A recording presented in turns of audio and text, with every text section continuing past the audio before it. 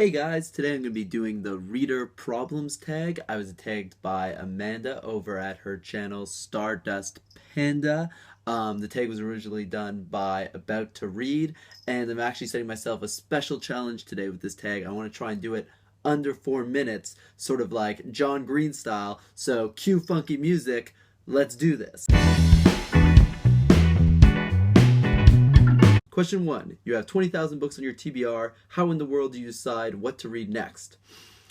Buy more books. That's always what I do. If I need to create more momentum in my reading, I just go out and buy a book. I just add to the pile, baby. That's how I do it. 2. You're halfway through a book and you're just not loving it. Do you quit or are you committed? Back when I was younger, I was very, very committed. I wanted to read everything from start to finish. And there was a lot of merit in that attitude. Because I feel like books that I even didn't like, I would always gain something from if I finished them. Now I just accept that, life's too short and I want to read other books, so I throw them to the ground and move on to the next one. 3. The end of the year is coming and you're so close but so far away on your Goodreads reading challenge. Do you try and catch up, and how? No, I don't think I would try and catch up, simply because, I don't do the Goodreads reader challenge, but I think reading's supposed to be fun. I want to read what I want to read. I'm just going to go read that rather than, get to some goal. Question 4. The covers of a series you love do not match. How do you cope? Do you mean something like this? They don't match. They don't stand together. I'm over it. I'm not too fussed about it. I guess I will say that, I do like these covers. I like both covers, actually, of this series. But basically what happened is I finished Assassin's Apprentice, and I wasn't sure if I was going to read the rest of the Farseer trilogy. But then, lo and behold, I went to a charity shop, and Volume 2 and 3 were there.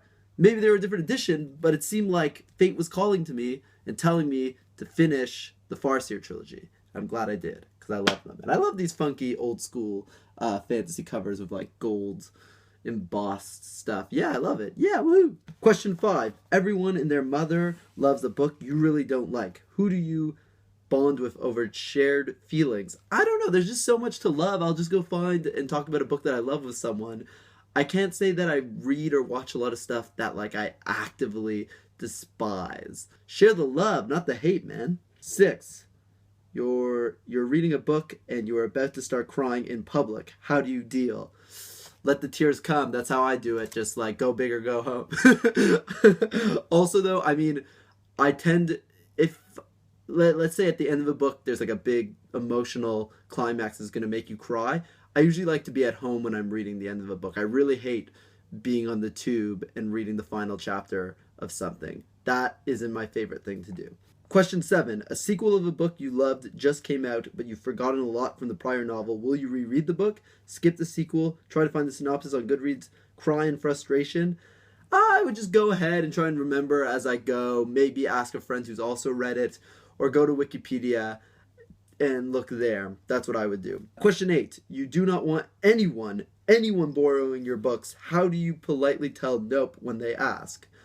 Usually, I don't have a lot of people over to my house, so it's not like the books are immediately there. So I think my way of doing it would be to be like, yeah, totally, I'll totally lend you the books, and then just never speak of it again.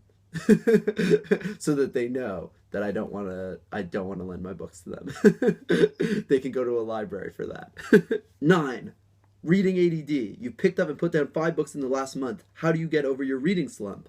I always try and change genre if I'm in a bit of a reading slump. So, I actually just picked up a history book, which I haven't read a book of history in a while, and I'm really loving it. And it gives you this whole new sense of stimulation. So it's always good to change your genre. You've been reading too much YA, read a crime book. You've been reading too much crime, read a literary book. My last resort is usually nonfiction, and that's usually when I desperately need it.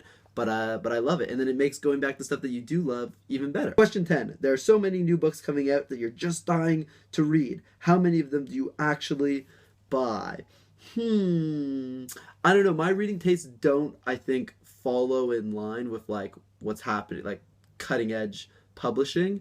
So, if there's something I really want, then yeah, I would pick it up. I would pick up anything I really wanted. I mean, the last time I can think of actually really wanting a book was The Marriage Plot by Jeffrey Eugenides. And I ran out. Oh, no, actually, yeah, and I ran out and got it. But then I also was really excited for when The Goldfinch came out. And I ran out and got that, too, on the opening day. So that was really exciting. So, yeah, you go out and get it if you want it. But I haven't been in a situation where there's like 10 books I want to get.